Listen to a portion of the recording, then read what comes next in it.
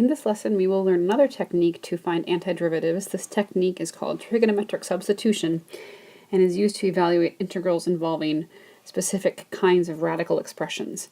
So first consider an example you already know how to do. So find the integral from -1 to 1 of root 1 minus x squared using the following methods. So first using geometry. So if you remember what this expression is a graph of, just think for a second, y equals the root of 1 minus x squared is a graph of the top half of the semicircle of radius 1. Because the integral is from -1 to 1, this definite integral represents the area under the curve from -1 to 1.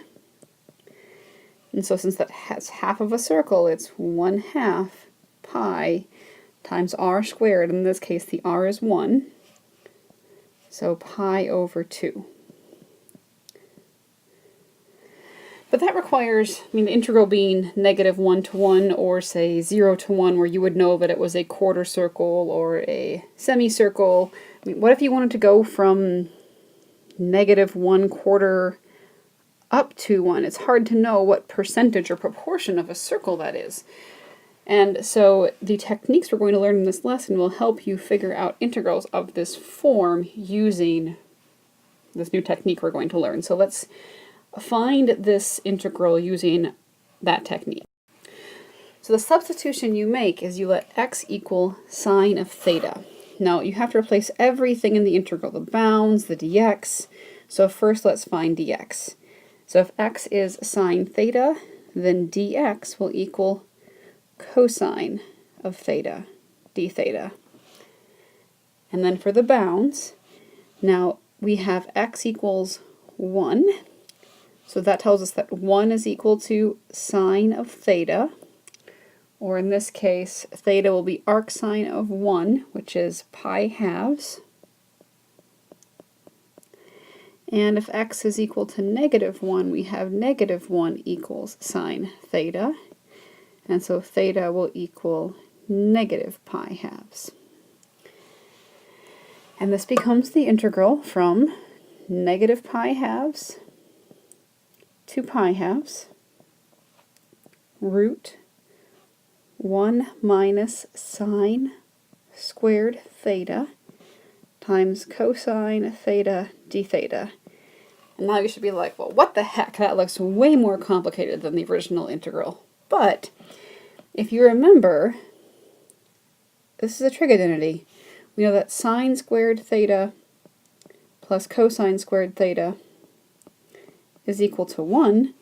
So 1 minus sine squared theta is actually equal to cosine squared of theta. And now you have this down to an integral from -pi halves to pi halves. The square root of cosine squared of theta times cosine of theta d theta. Well, if you square root cosine squared, we're just going to get cosine. And we have the integral from -pi halves to pi halves of cosine squared theta d theta. And now we can use the techniques learned in the previous section to evaluate this integral. So I'm going to do two things at once. First of all, cosine squared theta, that's an even function, so I can find twice the integral from 0 to pi halves instead, just to make my life a little bit easier. And using our half angle identities, cosine squared of theta is equal to 1/2 times 1 plus cosine of 2 theta d theta.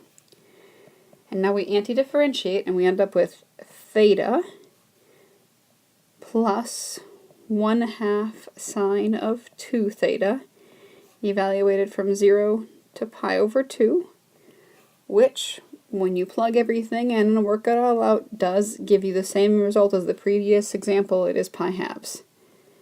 Now for simple cases like this, it is probably better just to notice that you have a semicircle and you care about the top half, the whole half from -1 to 1.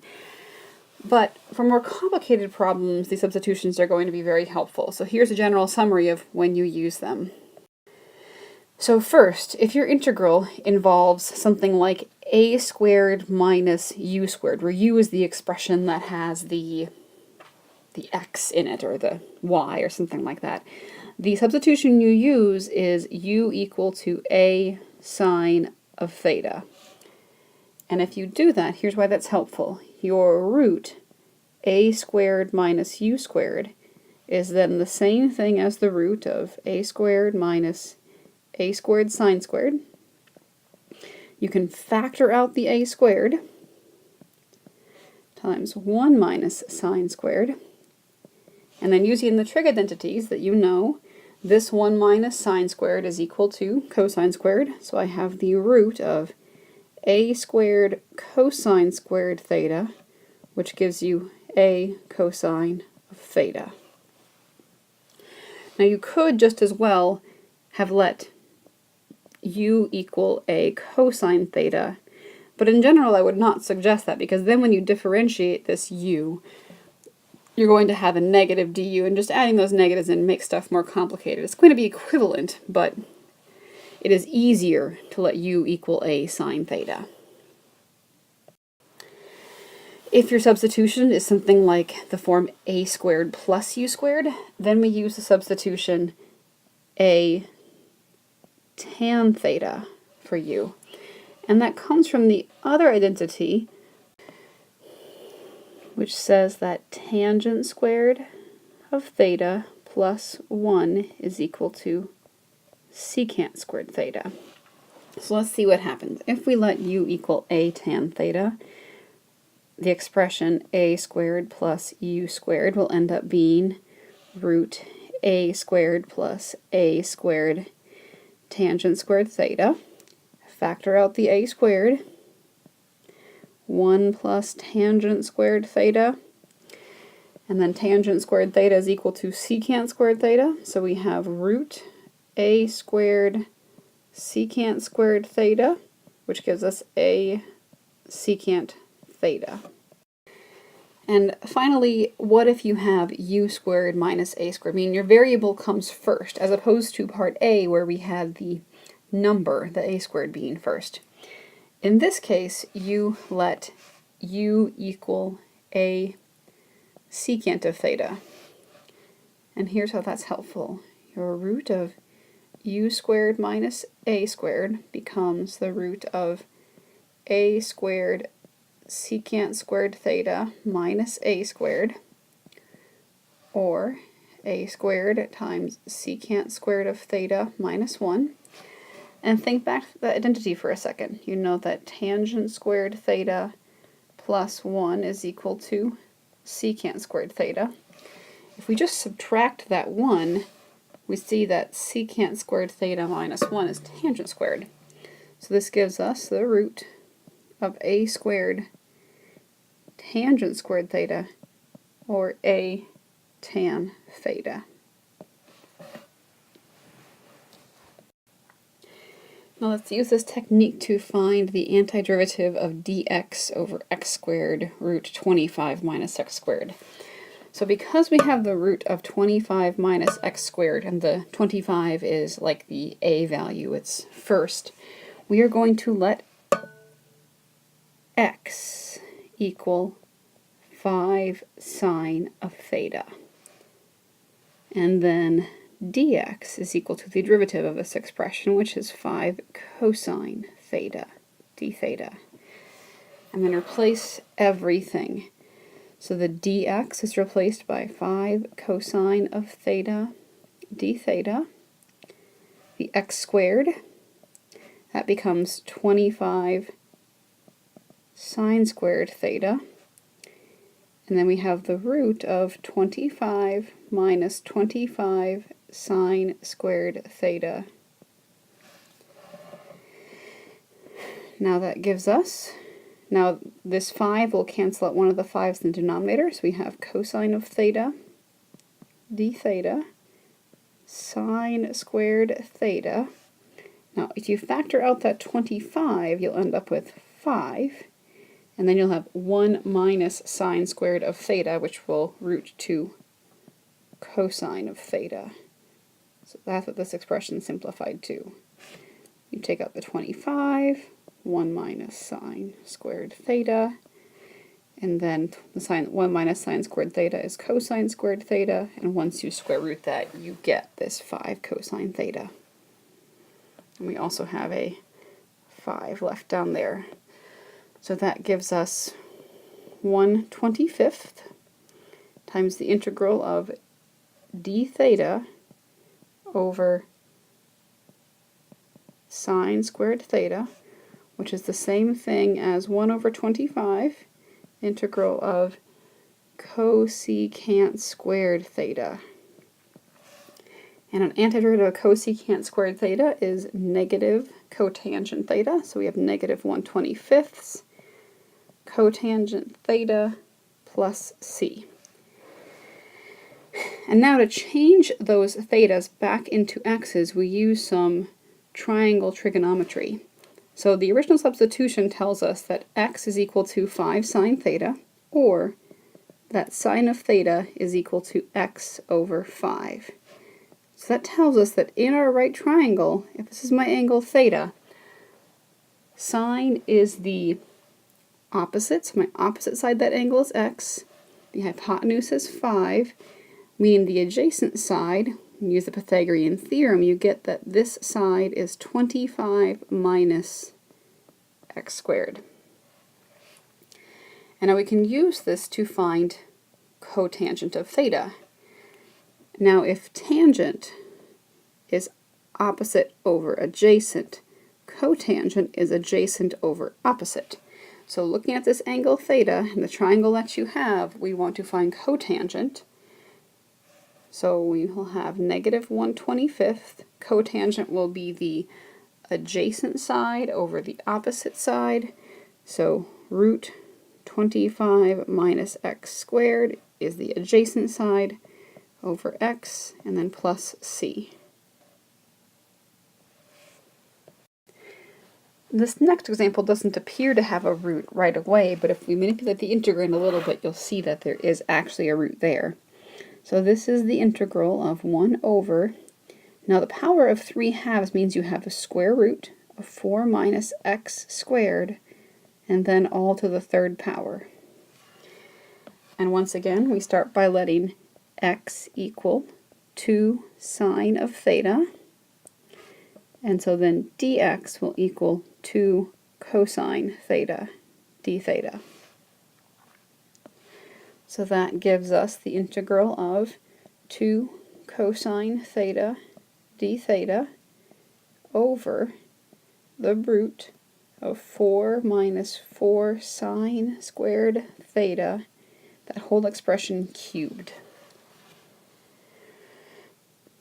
So that's 2 integral cosine theta d theta over, now in that root sign, if we factor out a 4, we have 4 times 1 minus sine squared theta, just looking at that root sign.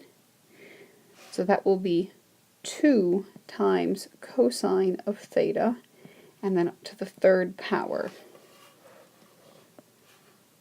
So that will be 2 over 8, the integral of cosine theta d theta over cosine cubed theta, which gives us 1/4 times the integral of 1 over cosine squared, which is secant squared of theta.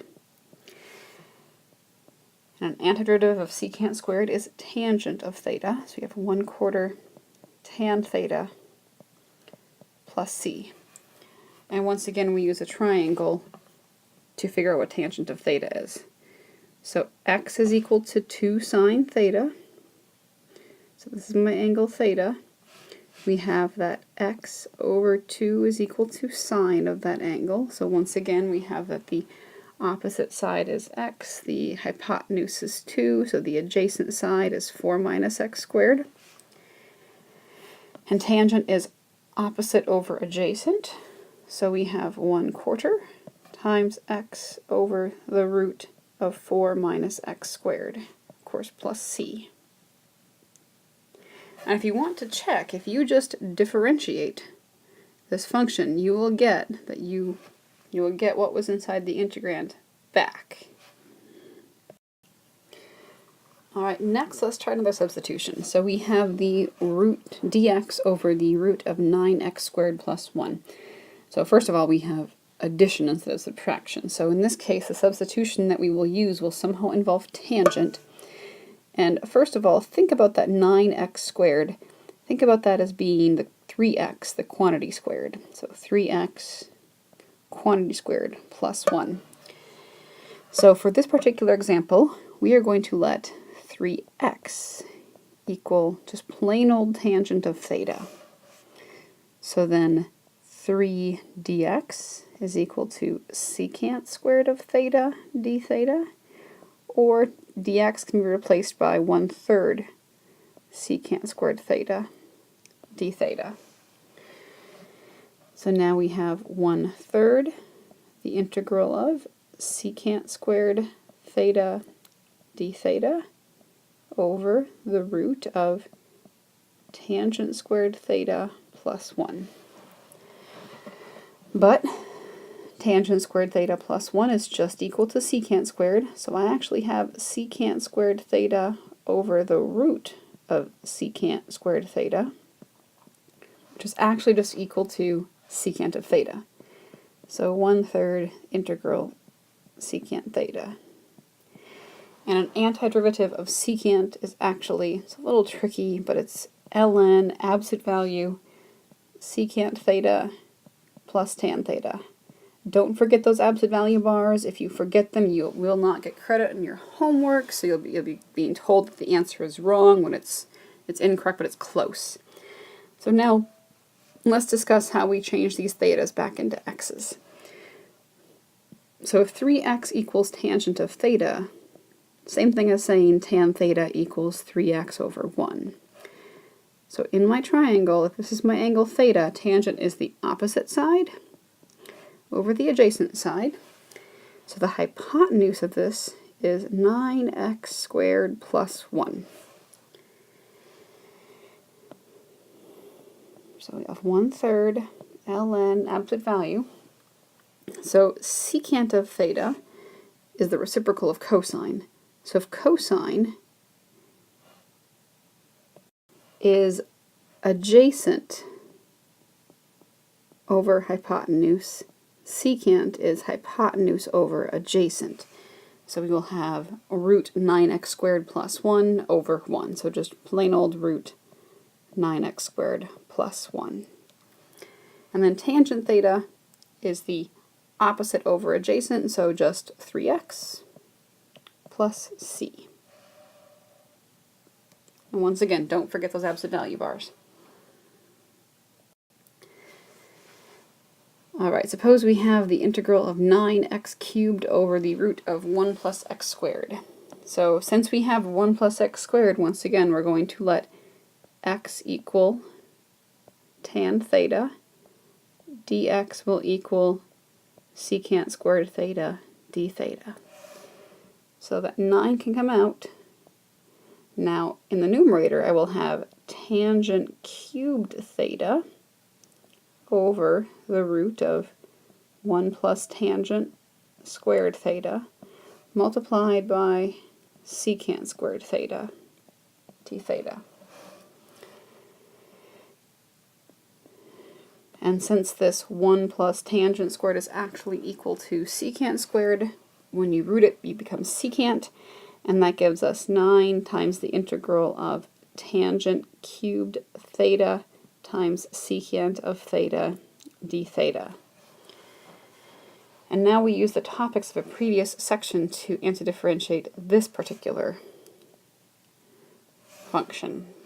So because the power on tangent and secant are odd, we need to save a tangent and secant and do a u substitution for secant. So I'm going to change this into 9 times tangent squared of theta times secant theta tan theta d theta.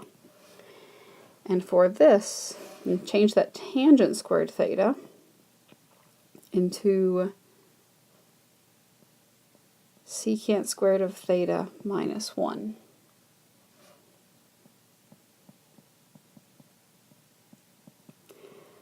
And now you make the u substitution, u equals secant of theta.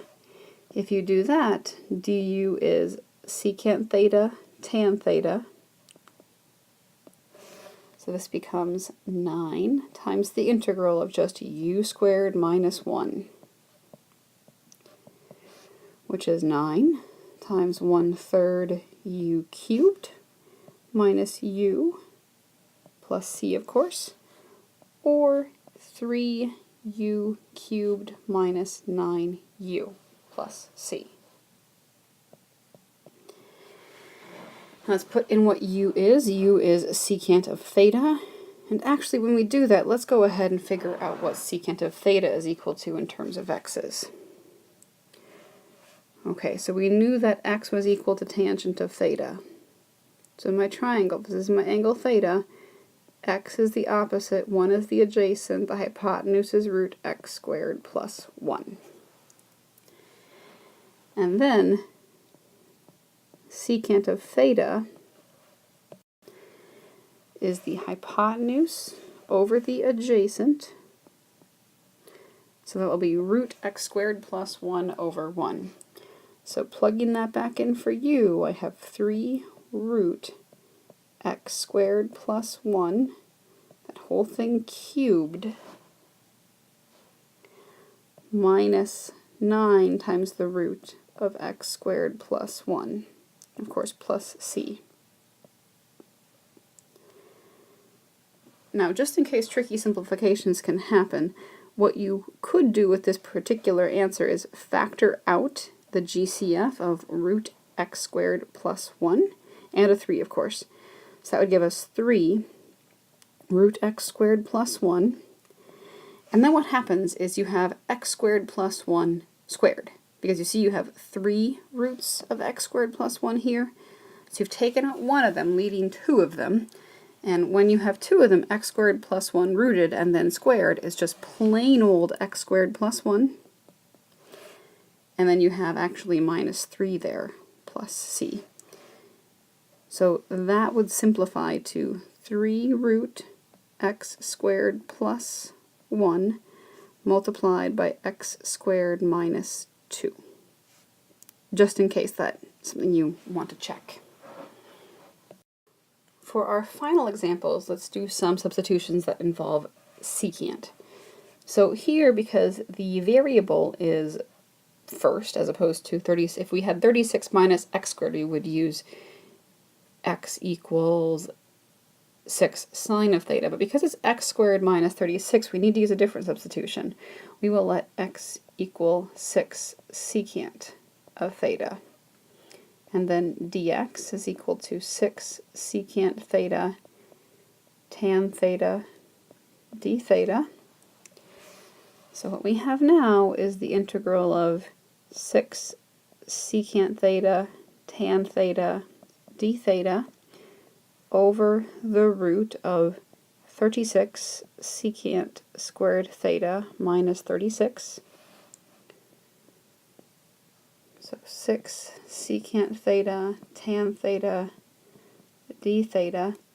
In the denominator, actually all you have there is, well, we'll see, 6, because the 36 factors out and roots. Secant squared of theta minus 1 is equal to tangent squared of theta. And so this tangent squared of theta, once it's rooted, will cancel with the tangent of theta in the numerator, just leaving us with the integral of secant theta. And now it's handy to know what the antiderivative of secant of theta is. So once again, that's ln, absolute value, secant of theta plus tan theta, and of course plus c. Now let's go back to substitution to figure out what secant of theta and tan theta are. So if you have x equals 6 secant theta, x over 6 is equal to secant of theta. And secant is, remember, that's hypotenuse over adjacent. So in your triangle, here's my theta, the hypotenuse is x, the adjacent side is 6, this other side, the opposite side, is x squared minus 36. So now we have ln. Now secant of theta is equal to x over 6. So x over 6 plus tangent of theta is the opposite over adjacent. So root x squared minus 36 over 6 plus c. Now just be aware that this would be a totally fine, completely acceptable answer, but be aware that the following simplification could occur if you're checking your answer with something like Wolfram Alpha or a calculator. So this is the same thing as ln absolute value 1/6 times x plus the root x squared minus 36 plus c. And then using expansion properties of logs, you can make this ln of 1/6 plus ln absolute value x plus the root x squared minus 36, absolute value close, plus c. And then ln of 1/6 is just some number. So that ln of 1/6 can kind of be combined into the plus c. And this integral could also be expressed as ln absolute value x plus the root x squared minus 36 plus c. When I was checking my answers with the calculator gave me this version, and then you just had to verify that it was equal to what you actually got. So just in case that happens, it's good to know why these are equivalent answers. Once again, because we have x squared minus 9 and not 9 minus x squared, we're going to make the substitution x equals 3 secant of theta. Then dx will equal 3 secant theta tan theta d theta. And now our integral becomes the root of 9 secant squared theta minus 9 multiplied by dx, which is 3 secant theta tan theta d theta, all over x, which is 3 secant of theta. Now the 3's and the secant of thetas cancel. We'll factor out a 9 from inside the radical and root it, leaving just 3. Integral root secant squared theta minus 1 times tan theta d theta. And since secant squared theta minus 1 is actually equal to tangent squared, we root that tangent squared and get tangent, giving us an integral of tangent squared theta d theta. Now you don't know a function whose derivative is tangent squared, but it's pretty easy to make those tangent squared into secant squareds, like this. Tangent squared theta is equal to secant squared theta minus 1. And now the antiderivative of secant squared is tangent, so we have 3 tan theta minus theta. Now construct your triangle. X is equal to 3 secant theta, so x over 3 is equal to secant of theta. So there's our theta. So the hypotenuse is x, the adjacent side is 3, the opposite side is x squared minus 9. So tangent of theta is equal to opposite over adjacent, so root x squared minus 9 over 3. And then theta. Well, we can do this many ways, but if you look at your original substitution, if x over 3 is equal to secant, because secant is 1 over cosine, then cosine of theta is equal to 3 over x. And then theta is equal to arc cosine of 3 over x. So we could just say minus arc cosine of 3 over x plus c. And distribute that 3, and we have root x squared minus 9 minus 3 arc cosine 3 over x plus c. There are many other ways that you can also have theta somehow involving an arctangent. So instead of doing what we did, instead we could do the following. You could look at your triangle and you could say, oh, well, tangent of theta is equal to the opposite over the adjacent. So that would tell you tangent of theta is equal to root x squared minus 9 over 3. And so in that case, your theta could actually equal arctan of that particular expression. So there are many ways, there's more than one function whose derivative will give us back what we have here. So there are some other equivalent forms that you can use instead. So if you get a different answer than what I have, it might also be correct.